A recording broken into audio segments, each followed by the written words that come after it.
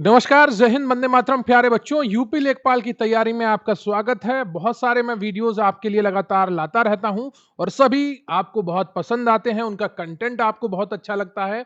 आज मैं एक बार फिर से आपको आपदा प्रबंधन यानी कि डिजास्टर मैनेजमेंट का रिवीजन करवाने वाला हूं। बहुत शानदार क्लास रहने वाली है। बहुत ही कम समय में आपको ये पूरा टॉपिक कंप्लीट हो जाएगा और यहां से बाहर आपका कोई भी प्रश्न नहीं जाने वाला है। कान खोलकर और आंख लगाकर आपको ये पूरा वीडियो अंत तक देखना है और निश्चित रूप से आपका ये पूरा टॉपिक रिवाइज हो जाएगा। जितनी भी महत्वपूर्ण चीजें हैं उन सबको मैं लेकर आया हूं। तो वीडियो को लाइक कर लीजिएगा, चैनल पर नए हैं चैनल को सब्सक्राइब कर लीजिएगा, क्योंकि प्रश्न यहीं से आएगा।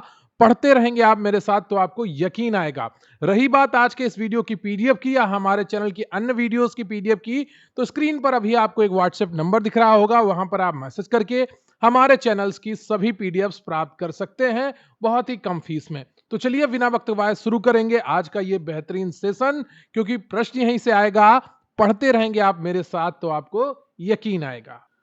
तो सबसे पहले हम बात करते हैं आपदा निवारण सिद्धांत की। डिजास्टर मिटिगेशन प्रिंसिपल्स क्या है?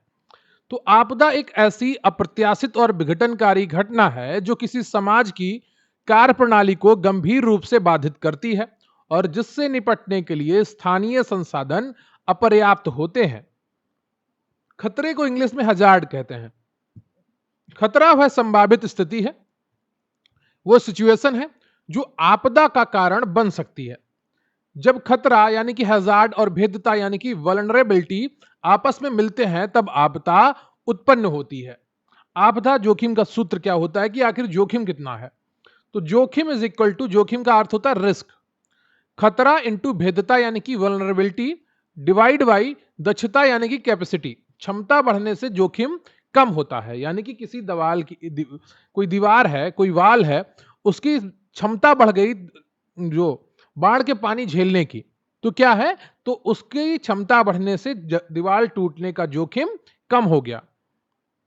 आपदा प्रबंधन चक्र क्या है? डिजास्टर मैनेजमेंट साइकिल के मुख्य 4 चरण होते हैं। सबसे पहला है समन यानी कि मिटिगेशन, तैयारी यानी कि प्रिपेयर्डनेस, फिर आता है प्रतिक्रिया यानी कि रिस्पांस, और फिर आता है रिकवरी और पुनर्प्राप्ति।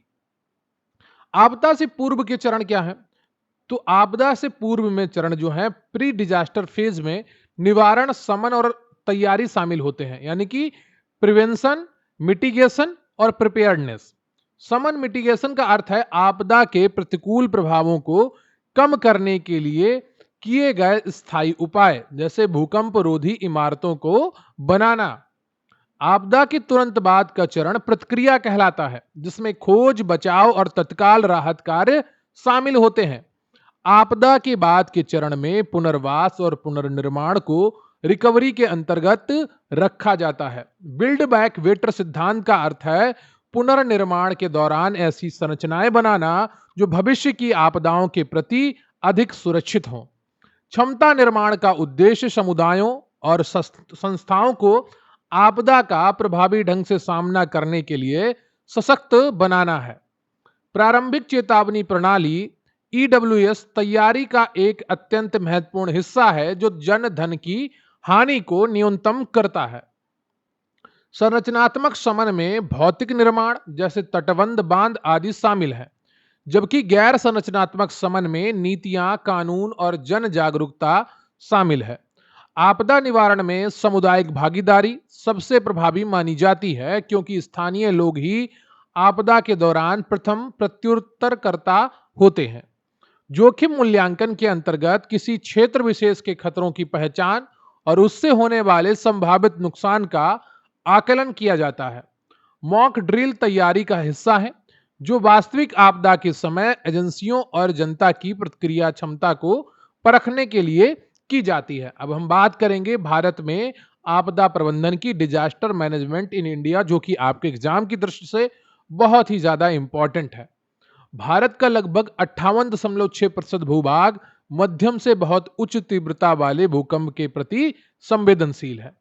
भारत के कुल भौगोलिक क्षेत्रफल का लगभग 12% भाग, लगभग 40 मिलियन हेक्टेयर हिस्सा बाढ़ और नदी कटाव के प्रति संवेदनशील है। भारत की तो ये पुरानी तटरेखा है, जो नई तटरेखा है वो 11,000 किलोमीटर लंबी हो गई है।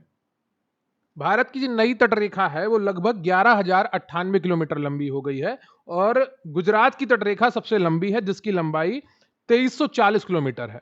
ठीक है। देश की लगभग 68% कृषि योग्य सूखे क्षेत्र की चपेट में आने की आशंका रखता है। तो देश का लगभग जो 68% कृषि योग्य क्षेत्र है वो सूखे की चपेट में आने की आशंका रखता है।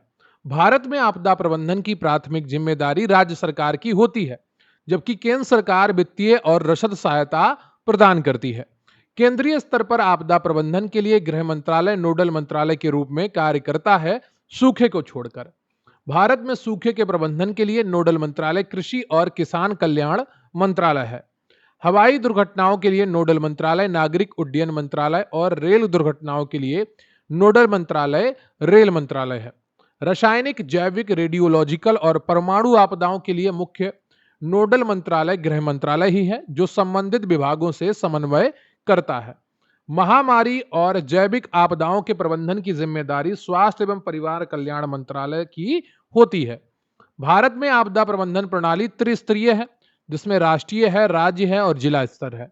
राष्ट्रीय संकट प्रबंधन समिति का अध्यक्ष कैबिनेट सचिव होता है, जो बड़े संकटों के दौरान समन्वय करता है। भारत में पहली राष्ट्रीय आपदा नीति वर्ष 2009 में अपनाई गई थी। राष्ट्रीय आपदा प्रबंधन योजना पहली बार नई मई 2016 में जारी की गई, जिसे सेंडाई फ्रेमवर्क के अनुरूप बनाया गया था। तो पहली राष्ट्रीय आपदा प्रबंधन नीति national policy on disaster management NPDM वर्ष 2009 में अपनाई गई। यह इंपॉर्टेंट है, याद रखिएगा। राष्ट्रीय आपदा प्रबंधन योजना पहली बार मई 2016 में जारी की गई, जो सेंडाई फ्रेमवर्क के अनुरूप बनाया गया था। सेंडाई फ्रेमवर्क क्या है आगे मैं आपको बताऊंगा। एनडीएमपी 2016 को 2019 में संशोधित किया गया, जिसमें जलवायु परिवर्तन अनुकूलन और सामाजिक समावेशन को प्रमुखता दी गई। भारतीय मानक ब्यूरो बीआईएस भूकंप प्रतिरोधी मानक जारी करता है तथा वर्तमान में भारत को 4 भूकंप जोनों 2, 3, 4 और 5 में विभाजित किया गया है। ठीक है। तो वर्तमान क्या, अभी ये पहले ये थे, अब एक नया और भूकंप जोन छठा जोड़ दिया गया है। भूकंप जोन 1 नहीं है, 2 से शुरू होता है। 2, 3, 4, 5 और 6 छठा जोड़ दिया गया है, जिसमें कश्मीर का अधिकांश भाग, हिमालयी क्षेत्र और कच्छ, गुजरात और पूर्वोत्तर भारत शामिल किए जाने का प्रस्ताव रखा गया। ठीक है। तो छठा भूकंप क्षेत्र है जो आपका, जहां पर सबसे ज्यादा नुकसान होने की संभावना रहती है। भारत में उष्णकटिबंधीय चक्रवात मुख्य रूप से बंगाल की खाड़ी और अरब सागर दोनों में उत्पन्न होते हैं, लेकिन बंगाल की खाड़ी अधिक संवेदनशील है। भारत में लू यानी कि हीट वेव को भी कई राज्यों जैसे उत्तर प्रदेश, बिहार द्वारा स्थानीय स्तर पर राज्य विशिष्ट आपदा घोषित किया गया है। अब हम बात करेंगे आपदा प्रबंधन अधिनियम 2005 की, जो कि बहुत ही इंपॉर्टेंट है। आपदा प्रबंधन अधिनियम को 23 दिसंबर 2005 को भारत के राष्ट्रपति की स्वीकृति प्राप्त हुई थी। यह जनवरी 2006 से प्रभावी रूप से पूरे देश में लागू हुआ था। इस अधिनियम में कुल 11 अध्याय और 79 धाराएं शामिल हैं। अधिनियम की धारा 2D के तहत आपदा को कानूनी रूप से परिभाषित किया गया है। यह अधिनियम भारत में आपदा प्रबंधन के लिए एक संस्थागत और कानूनी ढांचा प्रदान करता है। अधिनियम की धारा 3 के तहत राष्ट्रीय आपदा प्रबंधन प्राधिकरण के गठन का प्रावधान है। अधिनियम की धारा 14 राज्य स्तर पर राज्य आपदा प्रबंधन प्राधिकरण के गठन का प्रावधान करती है। जिला स्तर पर जिला आपदा प्रबंधन प्राधिकरण का गठन अधिनियम की धारा 25 के तहत किया जाता है। राष्ट्रीय आपदा प्रतिक्रिया बल एनडीआरएफ के गठन का प्रावधान इस अधिनियम की धारा 44 में निहित है। राष्ट्रीय आपदा न्यूनीकरण निधि का प्रावधान धारा 47 के तहत किया गया है। अधिनियम की धारा 46 राष्ट्रीय आपदा मोचन निधि एनडीआरएफ के गठन से संबंधित है। कोविड-19 महामारी के दौरान मार्च 2020 में पूरे देश में पहली बार आपदा प्रबंधन अधिनियम 2005 लागू किया गया था। अधिनियम की धारा 51 से 60 के तहत आपदा के दौरान निर्देशों का उल्लंघन करने पर दंड और सजा का प्रावधान है। झूठी चेतावनी या अलार्म फैलाने पर अधिनियम की धारा 54 के तहत 1 वर्ष तक की कैद या जुर्माना हो सकता है। राहत सामग्री या धन के गबन के मामले में धारा 52 के तहत 2 वर्ष तक की सजा का प्रावधान है। राष्ट्रीय कार्यकारी समिति एनईसी का गठन अधिनियम की धारा 8 के तहत किया जाता है।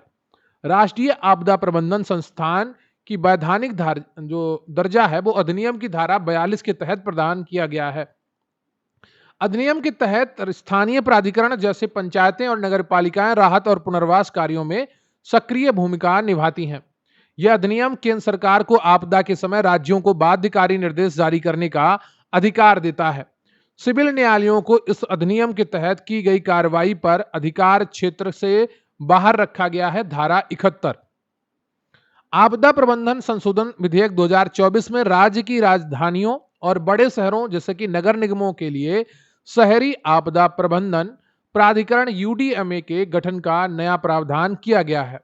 नवीनतम संशोधन में राष्ट्रीय व राज्य स्तर पर आपदा डेटाबेस बनाने और राज्य आपदा प्रतिक्रिया बल को स्पष्ट वैधानिक मान्यता देने का प्रस्ताव है। अब हम बात करेंगे राष्ट्रीय आपदा प्रबंधन प्राधिकरण की, एनडीएमए की। एनडीएमए यानी कि नेशनल डिजास्टर मैनेजमेंट अथॉरिटी का पदेन अध्यक्ष भारत का प्रधानमंत्री होता है। एनडीएमए का औपचारिक गठन 27 सितंबर 2006 को आपदा प्रबंधन अधिनियम 2005 के तहत किया गया था। एनडीएमए में अध्यक्ष के अलावा अधिकतम 9 सदस्य हो सकते हैं, जिनकी नियुक्ति प्रधानमंत्री द्वारा की जाती है। प्रधानमंत्री इन 9 सदस्यों में से एक सदस्य को एनडीएमए का उपाध्यक्ष नामित करते हैं। एनडीएमए के उपाध्यक्ष का दर्जा कैबिनेट मंत्री के समकक्ष होता है। एनडीएमए भारत में आपदा प्रबंधन के लिए शीर्ष नीति निर्माण निकाय है। आपदा प्रबंधन पर राष्ट्रीय नीति को मंजूरी देना एनडीएमए का प्राथमिक कार्य है। एनडीएमए राष्ट्रीय आपदा प्रबंधन योजना को भी मंजूरी प्रदान करता है। एनडीएमए का मुख्यालय एनडीएमए भवन सफदरगंज एनक्लेव नई दिल्ली में स्थित है। एनडीएमए का विजन में प्रौद्योगिकी, पारंपरिक ज्ञान और सभी हितधारकों की भागीदारी से सुरक्षित और आपदा प्रतिरोधी भारत का निर्माण शामिल है। एनडीएमए राज्य आपदा प्रबंधन प्राधिकरणों एसडीएमएस की नीतियों और योजनाएं बनाने के लिए दिशा निर्देश जारी करता है। ठीक है, तो विभिन्न प्रकार की आपदाओं जैसे भूकंप, बाढ़, चक्रवात आदि के लिए विस्तृत राष्ट्रीय दिशा निर्देश तैयार करना एनडीएमए की जिम्मेदारी होती है। तो एनडीएमए क्षमता निर्माण और जन जागरूकता के लिए भी अभियान चलाता है। राष्ट्रीय आपदा प्रतिक्रिया बल एनडीआरएफ के लिए सामान्य अधीक्षण, निर्देश और नियंत्रण एनडीएमए के अधीन होता है। अब हम बात करेंगे राज्य आपदा प्रबंधन प्राधिकरण एसडीएमए की। देखिए, प्रधानमंत्री को लगाकर जो राष्ट्रीय आपदा प्राधिकरण है, प्रबंधन प्राधिकरण, उसमें 10 सदस्य होते हैं और 9 सदस्य होते हैं। ठीक है, प्रधानमंत्री के अलावा राज्य आपदा प्रबंधन प्राधिकरण में कुल 9 सदस्य होते हैं। मुख्यमंत्री के अलावा 8 सदस्य होते हैं। मुख्यमंत्री एसडीएमए का अध्यक्ष होता है। ठीक है, यह ध्यान रखिएगा। और इन सभी सदस्यों की नियुक्ति मुख्यमंत्री स्वयं करते हैं। एसडीएमए का पदेन अध्यक्ष संबंधित राज्य का मुख्यमंत्री होता है। राज्य कार्यकारी समिति एसईएससी का अध्यक्ष राज्य का मुख्य सचिव होता है, जो एसडीएमए के पदेन सदस्य के रूप में कार्य करता है। एसडीएमए राज्य स्तर पर आपदा प्रबंधन की नीतियों और योजनाओं को मंजूरी देता है। राज्य आपदा प्रबंधन योजना एसडीएमए द्वारा तैयार और अनुमोदित की जाती है। एसडीएमए यह सुनिश्चित करता है कि राज्य के सभी विभाग अपनी विकास योजनाओं में आपदा शमन के उपायों को शामिल करें। उत्तर प्रदेश राज्य आपदा प्रबंधन प्राधिकरण का गठन आपदा प्रबंधन अधिनियम 2005 के तहत किया गया, जिसके अध्यक्ष यूपी के मुख्यमंत्री होते हैं। वर्तमान में मुख्यमंत्री योगी आदित्यनाथ जी हैं, तो वही इनके अध्यक्ष भी हैं। जिला आपदा प्रबंधन प्राधिकरण डीडीएमए के पदेन अध्यक्ष जिलाधिकारी होता है। डीडीएमए में सह अध्यक्ष के रूप में स्थानीय प्राधिकरण जैसे जिला पंचायत अध्यक्ष या फिर नगर निगम का जो महापौर होते हैं वो होते हैं। जिला आपदा प्रबंधन योजना के तैयार करना डीडीएमए की जिम्मेदारी होती है। एसडीएमए राष्ट्रीय दिशा निर्देशों के अनुरूप राज्य के विभिन्न विभागों को रोकथाम और शमन के उपाय के दिशा निर्देश देता है। किसी बड़ी आपदा की स्थिति में राज्य सरकार की ओर से एसडीएमए नोडल एजेंसी के रूप में समन्वय स्थापित करती है। डीडीएमए जिले में कमजोर क्षेत्रों की पहचान करता है और उनके शमन के लिए कार्रवाई की रूपरेखा बनाता है। आदिवासी क्षेत्रों, शमन का अर्थ एक प्रकार से आप राहत समझ लीजिए। आदिवासी क्षेत्रों जैसे संविधान की 6ठी अनुसूची वाले क्षेत्र में डीडीएमए का सह अध्यक्ष स्वायत्त जिला परिषद ऑटोनोमस डिस्ट्रिक्ट काउंसिल का मुख्य कार्यकारी सदस्य होता है। अब हम बात करेंगे राष्ट्रीय आपदा प्रतिक्रिया बल की, एनडीआरएफ की।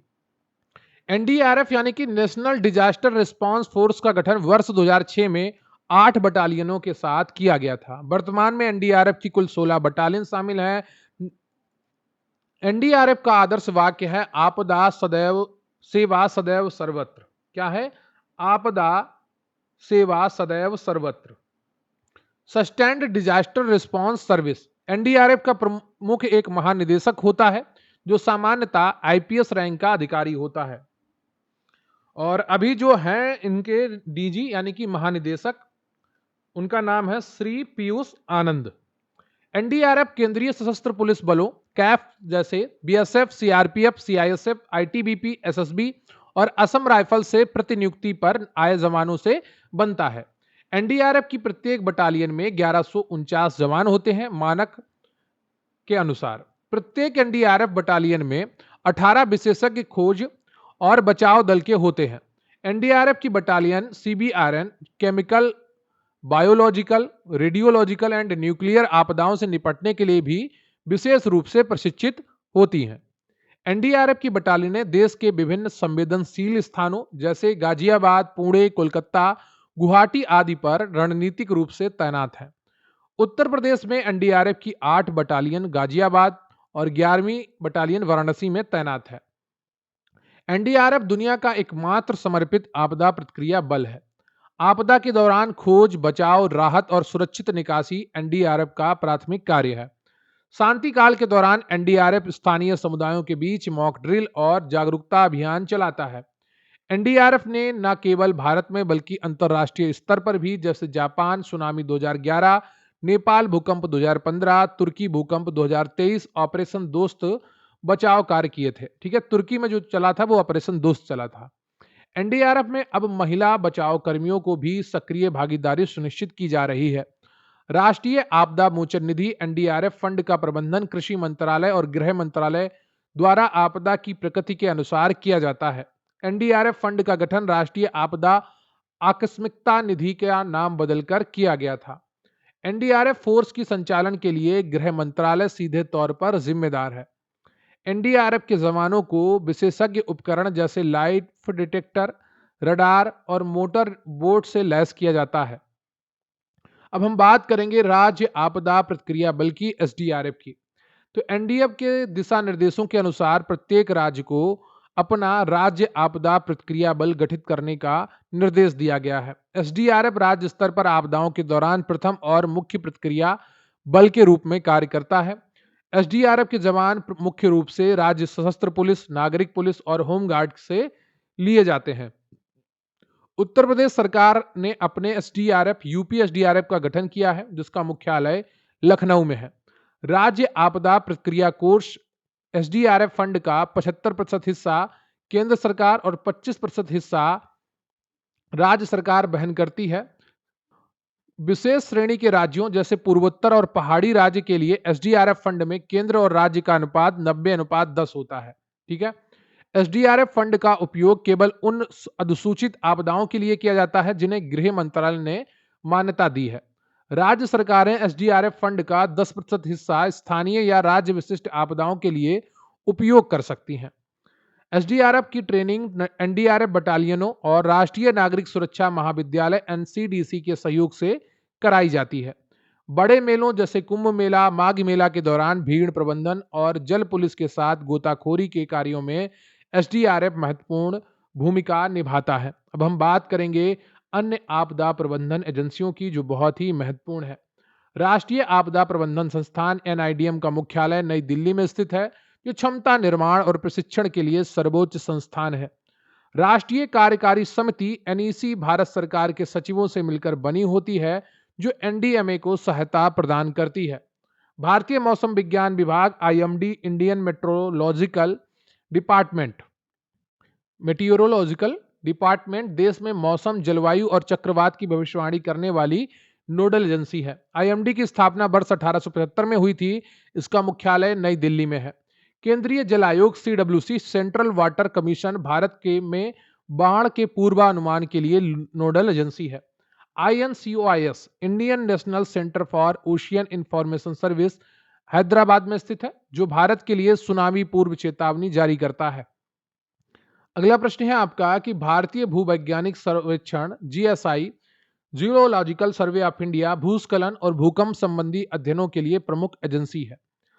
राष्ट्रीय सुदूर संवेदन केंद्र एनआरएससी हैदराबाद उपग्रह इमेजरी के माध्यम से बाढ़, सूखा और जंगल की आग की निगरानी करता है।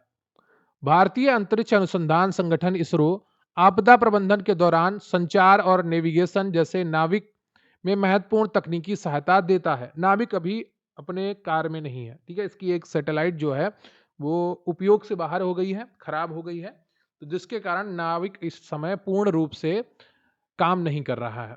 सशस्त्र बलों की अगर बात की जाए तो आर्मी, नेवी, एयरफोर्स किसी भी बड़ी आपदा में अंतिम उपाय, लास्ट रिसोर्ट के रूप में भारी राहत और बचाव कार्यों के लिए बुलाए जाते हैं।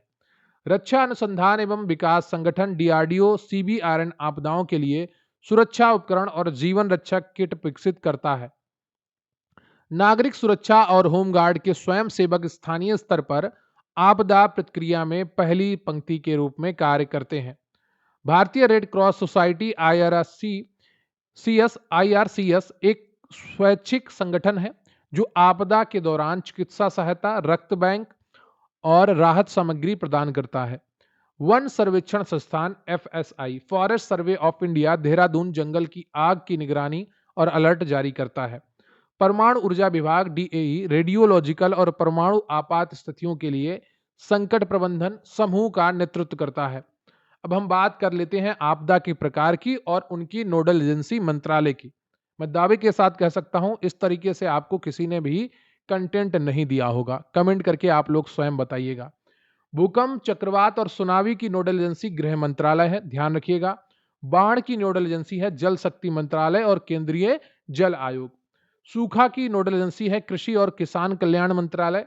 महामारी की नोडल एजेंसी है स्वास्थ्य एवं परिवार कल्याण मंत्रालय।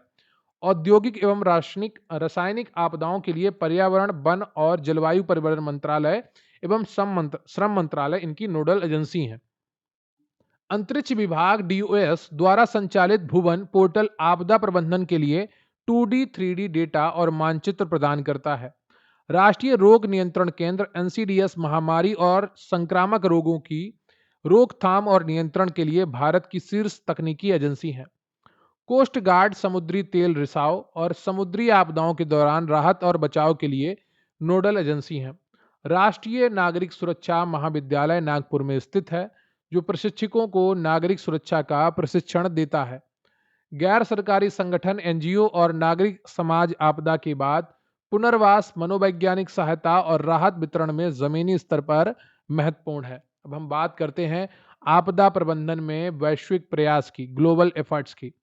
तो संयुक्त राष्ट्र यूएन ने 1990 के दशक में प्राकृतिक आपदा न्यूनीकरण के लिए अंतरराष्ट्रीय दशक घोषित किया था। तो 90 से 99 तक का जो दशक था वो प्राकृतिक आपदा न्यूनीकरण के लिए अंतरराष्ट्रीय दशक था, याद रखिएगा।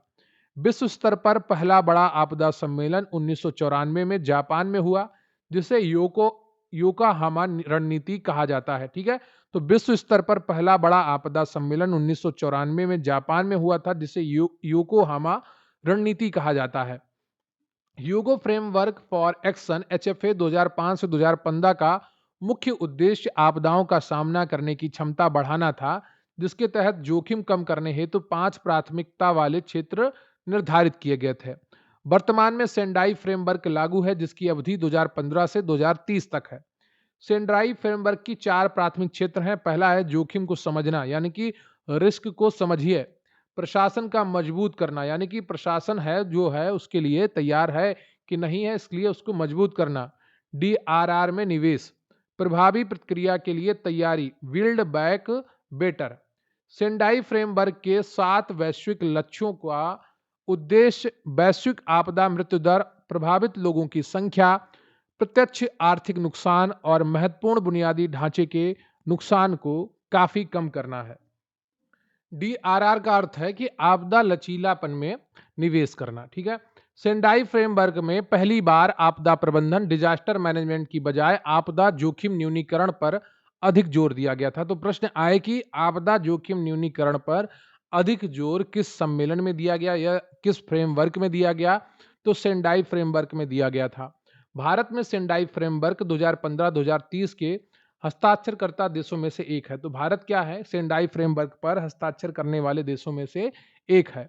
बात करेंगे सीडीआरआई की, coalition for disaster resistant infrastructure, एक अंतर्राष्ट्रीय गठबंधन है जिसका उद्देश्य आपदा प्रतिरोधी बुनियादी ढांचे को बढ़ावा देना है। सीडीआरआई का शुभारंभ प्रधानमंत्री नरेंद्र मोदी द्वारा 23 सितंबर 2019 को संयुक्त राष्ट्र जलवायु कार्रवाई शिखर सम्मेलन न्यूयॉर्क में किया गया था। सीडीआरआई का सचिवालय नई दिल्ली, भारत में स्थित है।